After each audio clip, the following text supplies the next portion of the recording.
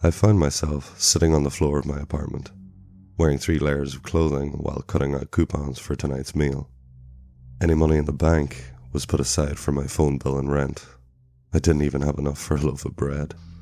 My work options had also dried up. Who would want to hire a guy with a resume like mine? For most of my adult life, I did a job where I couldn't be upfront with new employers. If I had said I'd been a monster hunter until 2 years ago, I'd be kicked out of any interview.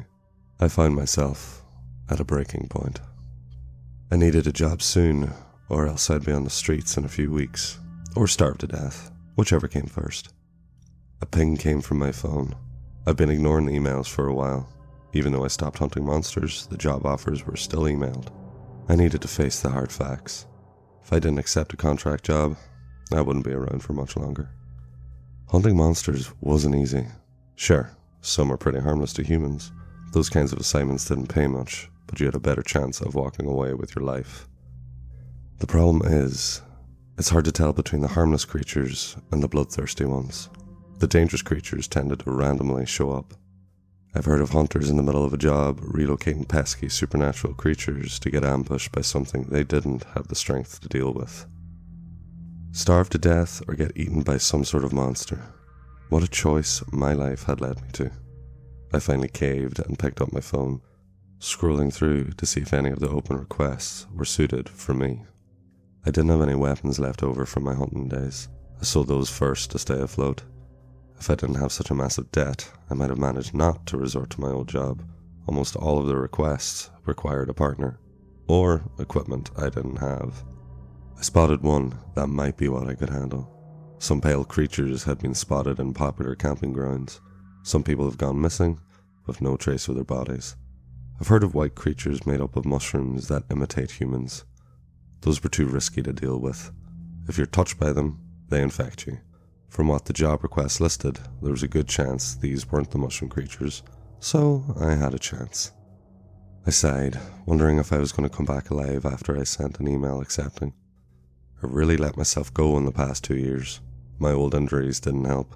The cold made my knees and hips stiff. I did some stretching to get ready for what I just committed to. Within the next few hours, I found myself at the start of a hiking trail, a heavy pack weighing down my steps. Since I didn't have any gear, I rented some out. The corporation that sends out these requests is pretty generous. If the items aren't damaged, I could return the gear at the end of the job for no cost. But when it came to hunting monsters, you always ended up ruining your clothing and gear. Anything damaged would come out of my final pay. I rented out a cheap axe for a weapon. It was tipped with silver, making it hit harder against creatures. Seeing someone with an axe in the woods wouldn't raise as many eyebrows as a sword or other weapons might. Most people think guns would be the best bet against monsters. Sadly, that's not the case. Magic doesn't stick very well to bullets and guns for some reason. It's easier to blast a sword to make it more effective against a monster. For the most part, bullets just piss them off. It's not impossible though. I've heard of special bullets. The material to create them costs more than I've ever made in my lifetime, so no guns to hunt down monsters in my future. I was given directions to the campsite that had been last attacked by the mystery creatures. My legs ached as I hiked, and I started to sweat under my heavy borrowed coat. Going right into hiking after not being active for years was a mistake. I pressed on, wanting to get to the site before sunset. My pack had been filled with some snacks and canned goods for the trip. It was a pleasant surprise. When I stopped to eat a granola bar, I reflected on an important fact. I was lost. I didn't want to rely on my secret weapon so early on. It wouldn't get me out of the woods, but it may lead me to what creatures stalked the forest. I closed my eyes and focused on breathing. When I opened them again, the world was flooded with lights and colors normal people couldn't see. Humans shouldn't be aware of magic, let alone be able to see it. It was like how a mantis shrimp could see color spectrums our eyes couldn't. Because I was pushing past human limits, looking at magic hurt like hell. Normally I use this gift to focus on one creature to see how much power they held. Looking at the entire flow around me nearly split my head open. In a few seconds, I was forced to shut my eyes again, pushing down the one talent that made me useful when it came to monster hunting. Off in the distance, I had seen a batch of light. Every living thing had a tiny drop of magic inside them. Supernatural creatures had far more than a drop. Since I saw a massive light together, that meant the creatures I'd been looking at were huddled in one spot. I bet when the sun set, they would all leave the safety of their home to go hunting. I hurried off in that direction, praying I was going to face the monsters on the weaker side. I pushed through the woods and off the trail. I considered using my sight again to double check I was heading in the right direction. Finally, I came across a small cliffside. If I wanted, I could climb the rough rocky wall. I followed it until I saw an opening just large enough to crawl through. A cave was perfect for darkness-dwelling monsters to hide inside. I only had less than an hour of sunlight left. These creatures most likely would be asleep. You may call me a coward for wanting to slaughter creatures in their sleep, but I didn't have the power to deal with a horde on even terms. I guessed it was a horde. The massive magic I saw was either a lot of weaker creatures or one very strong one. If I came across just one, I doubted my axe could kill it even while asleep. I left behind my borrowed pack. I only brought the axe and a water bottle attached to my hip.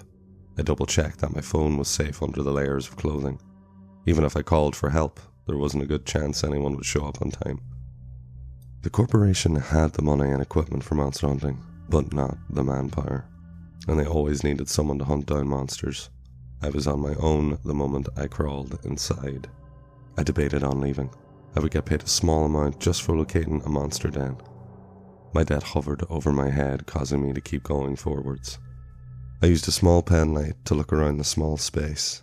My feet crushed small bones when I stood up. Once past the opening, the cave was large enough for a person to take 10 steps inside in any direction. There was another opening in the back that went even deeper. The layer of bones on the ground should have been enough to make me leave.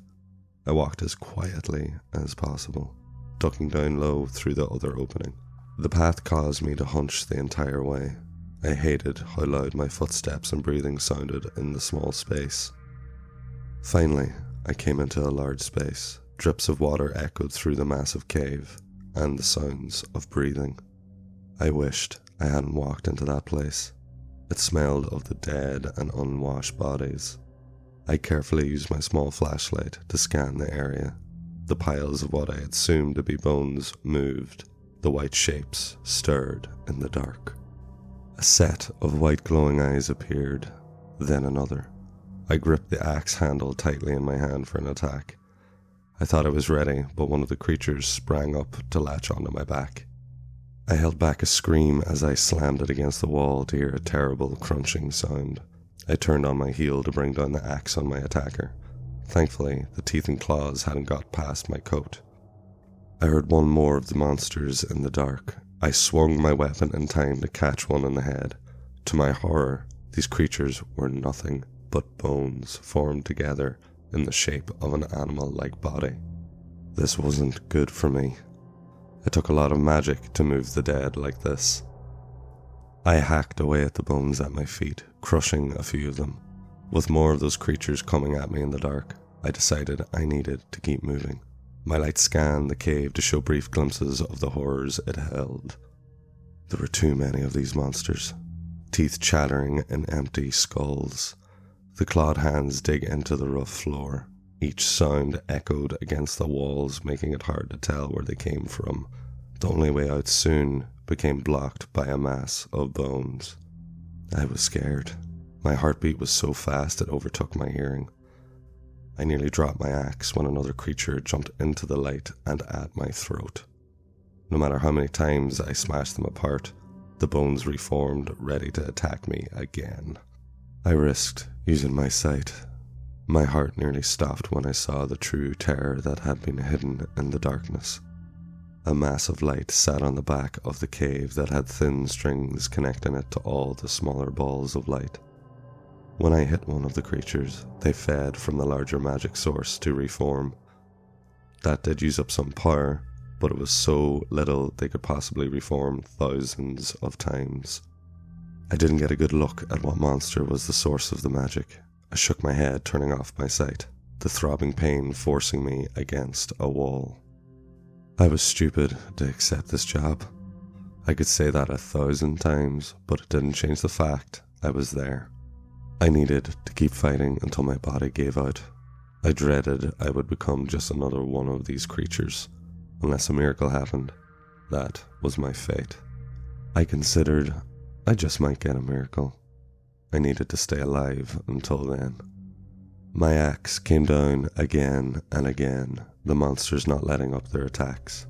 My arms got shredded with shallow cuts from those claws and teeth. My weapon soon felt too heavy for my arm to lift. My chest was on fire and my legs shook from fear. I focused on staying alive. Giving up meant dying. I've been through worse pain before and refused to let my body give out.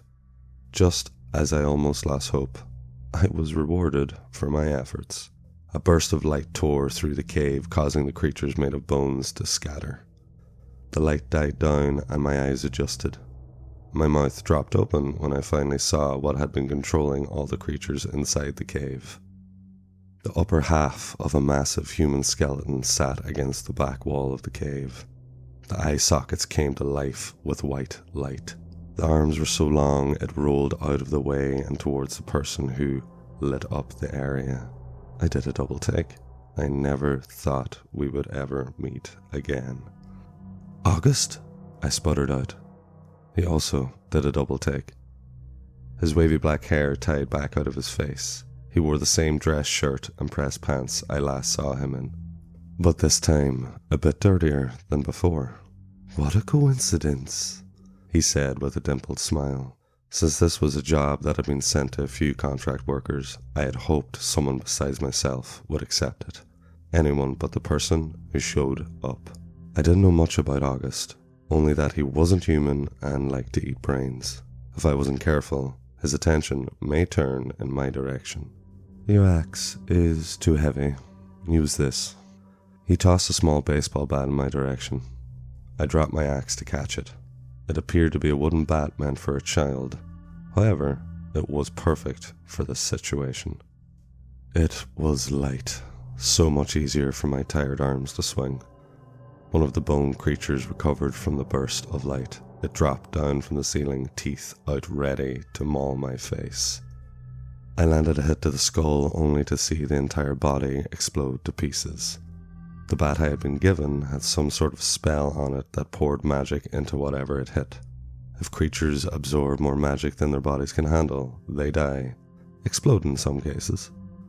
"You take out the smaller ones, I'll do the boss," August shouted as he already was on all fours to race across the floor to the giant threat at the back of the cave. Splitting the pay for this job was better than being dead. I focused on smashing up the monsters around me once again. Only problem with that bat was it took 3 seconds to charge. I picked up my axe again in case I needed to use it when the bat ran out of power. I was so focused on the smaller creatures I didn't see why August suddenly sailed across the room to slam hard into a rock wall. So much for taking care of the boss. The large hand of the skeleton came down. I narrowly avoided getting crushed. I needed to see what kind of shape August was in. If he couldn't defeat the larger monster, we would be dead. I focused my sight on him for a moment, my head hurting so much I could only see one thing. His internal magic supply was low, and he had the same thread attached to him as the other monsters did. This creature was draining his powers. Because humans had such a small magic source, it went unnoticed by most creatures. This thing didn't bother trying to drain me out of the tiny hint of power I held. My ace had been knocked aside. Aside from a new weapon, my situation hadn't changed from before. I desperately needed to think of a way to get out alive. As I knocked aside monsters with the lighter bat, my mind raced. The bat was useless against the larger skeleton. It simply didn't hold enough power to do damage to the creature. I didn't have the strength to defeat it with the axe. If only I had more magic to pump into this monster to defeat it. An idea came to me. One so simple, I hated myself for not thinking of it sooner. I dodged another large hand trying to crush my insides. I then focused on only looking at the threads that connected the skeleton to the other monsters. I pushed my body to the limits to race around grabbing hold of those threads. Holding pure magic hurts. You can safely pass through it unaware it's even in the air. but if you can see it and know how to take hold of it, your body rejects it. Not even monsters can hold pure magic without some sort of pain. My hand felt like it was on fire as I collected more of the threads. Claws caught my leg as I ran. Everything hurt, and I was scared as hell. Dealing with creatures isn't easier over time. You're just as scared the 100th time as you were the first time. I acted fast to ensure that fear didn't take over. When the large hand came down again, I took my chance. I jumped on the long arm bones to run straight towards the skeleton. It tried to smack me off with the other hand. I rolled off to the hard ground, avoiding getting crushed by the heavy bones. It couldn't move its hands fast enough to stop me from running in front of the rib cage. With my left hand full of the threads, I thrust it forward, pulling all the magic from the creatures connected to them. If you don't have good control of magic, it backfires. This is what I wanted. Without a purpose, the power on the other end of the threads came racing towards my hands. In the last second, I gave that power one simple order: go back to where it came from. A bright light blocked my vision. My body was thrown back as all sound disappeared. I didn't think I was still alive for a long while. When I opened my eyes and lifted my head, I saw the damage I had created. Pieces of bones were scattered all over the cave. Not a single skull was intact. I looked to my side to see the only other living thing in the cave. August sat up, covered in white bone dust. He met my eyes and gave me a thumbs up. He didn't know what happened, only that the job was finished. "Do you want to come to my place to clean up?" he offered. No, I didn't. I hurt a lot. I almost refused, but then reconsidered. He might have a bathtub instead of my dinky shower. "Only if you don't try to eat me," I said with a groan. "It was self-defense. You stabbed me," he replied with a shrug. We reported that the job had been finished. A cleanup crew would be by shortly, and payment had been arranged. Since 2 people took the job, they needed to know how to split the pay. I really needed the money, but I told them to split it in half. If August didn't show up, I would have been dead. Since he wasn't human, he could create a doorway directly to his place. We walked out of the cave into a house I wasn't expecting to be as nice as it was. I didn't take in a lot of details. I was just directed to the bathroom to get all the blood and dust off. Everything stung, but that soon went away in the hot water. August knew I didn't have clean clothing, so he set out some of his for me to change into. He was slightly taller, but the sweater and sweatpants fit just fine. I went downstairs to ask him to get me close to home. As I walked, I tripped over a toy truck. I carefully put it aside so no one would trip on it again. Then I wondered why he would even have something like that in his house. A terrible thought came to me as I entered the kitchen to see him struggling to cook chicken nuggets. At the table sat a small person I hadn't seen since we first met. The small boy we found in the rundown house was colouring at the table as if this was normal. I hissed at August, motioning for him to talk to me in the other room. "Why do you have him?" I half whispered. "I figured you already knew I did. Why else would I be exhausting myself on all these jobs?" he answered back. I looked him over. He appeared tired. From what I saw of him when we first met, he should have been able to defeat the skeleton that day.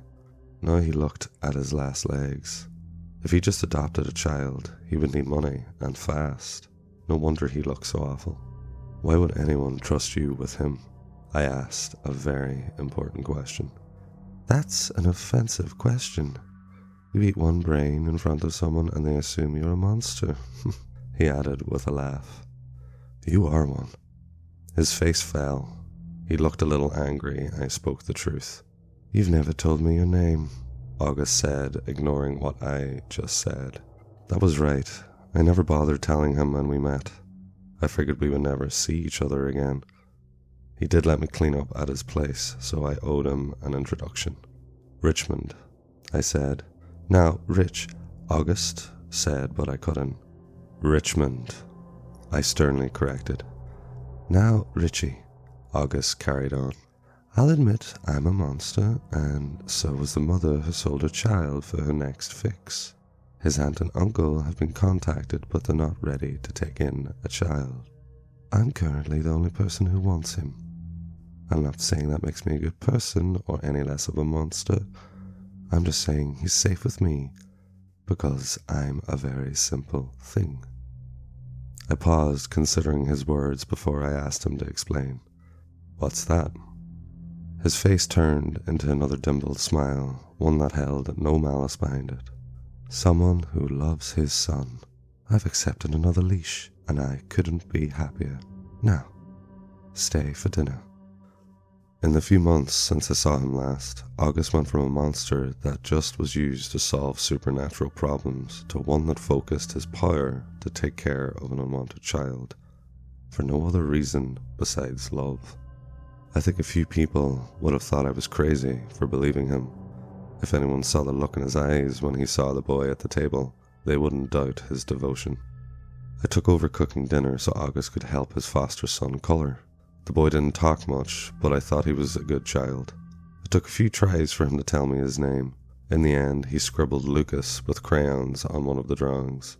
When I told him my name, he started writing it repeatedly until dinner was ready.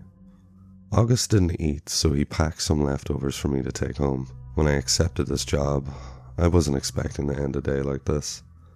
Lucas was sent to bed, and August offered to use my apartment door to get me directly to my place.